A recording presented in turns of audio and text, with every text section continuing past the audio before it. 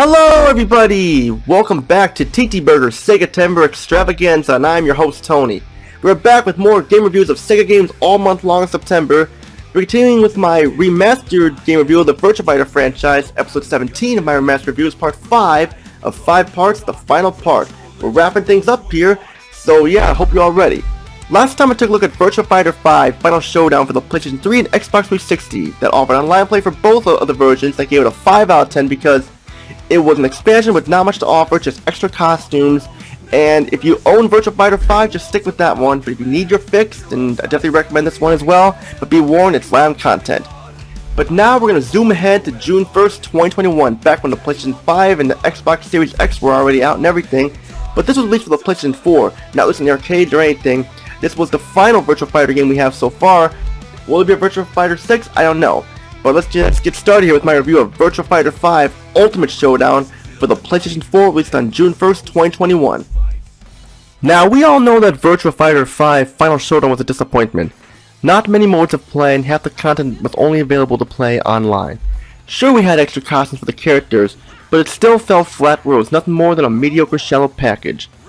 With Virtua Fighter 5 Ultimate Showdown being on the PlayStation 4, this was a next generation console for the franchise, even though the PlayStation 5 was already out. With that being said, is this the go-to version we've been waiting for? Sadly, the answer is no. We get a game that is a remaster of an already shallow package from before, and get something that even has less content in it. This game had nothing going for it, just one offline mode, and everything else is online or locked with the PlayStation Plus account that you must pay for. This game, as a total with the main game and DLC, costs $29.99, and that is a big ripoff for a game that has very little to offer. Sure, it plays like Virtua Fighter 5, it has good controls and more. It's just the small amount of content really affects it. Even the customization option has been toned down once again, like how it was in the original Virtua Fighter 5, when there wasn't much customization there. It even has locked costumes that you can only unlock by playing the game online. Why did it not come with the main game and DLC in the first place? Instead, we get these packs of skins of characters from previous games that are not worth it at all.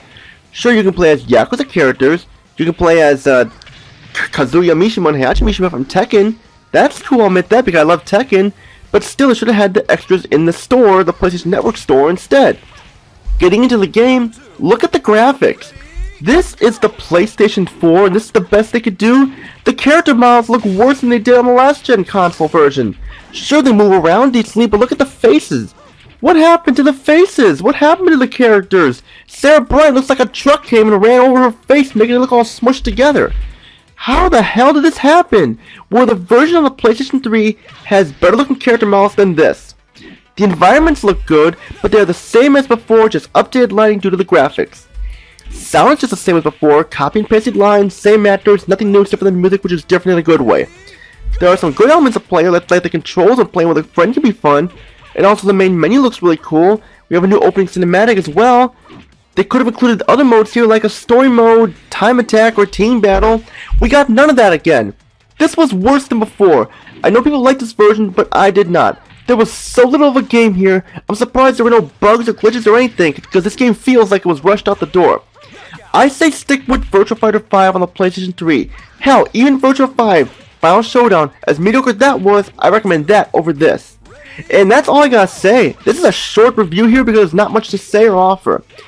Now, before we even give this game a score, let's go to our TTBurger Pros and Cons chart.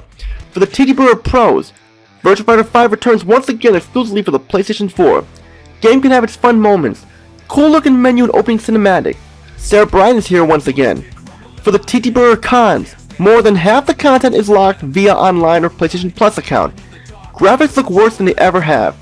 $29.99 for this game is a lot of money for little content. Copy and pasted voice acting and sound. It takes forever for the game to load a match online. No story mode, time attack or team battle mode, and more. The DLC for the game is pricey. The customization options have taken a huge step backwards, and the fact that the version of the PlayStation 3 had a lot more content than this. So what can we give this game a score? This is going to be a tricky one here. Virtua Fighter 5 Ultimate Showdown for the PlayStation 4 gets a horrible score of a 2 out of 10 because the game was so bad. It was the worst version of the bunch. Virtua Fighter 5 Final Showdown had more to offer than this, and even Virtua Fighter 5 itself was better. Just stick to those two versions instead of this pile of garbage. And it's a big slap in the face for people who wanted Virtua Fighter 5 on the PlayStation 4 with not much content at all, lots of PlayStation Plus, and that's the internet and everything. That's pretty much why I give it a 2 out of 10. And that's it for my Virtua Fighter Remastered series review. I should know that yes, I'm aware that the month of September is coming to an end. But there are a couple more games I want to look at, so Sega will be continuing all through like the first part of October. Ending on October 5th, we'll wrap up the Sega games and we'll go and dive into the horror genre and everything like that. So be on the lookout for that, everyone. Stay tuned, there's more on the way, so stay tuned. This is Tony, peace out, have a good day, and stay tuned for more content on TTBurger 88. Take care, everybody.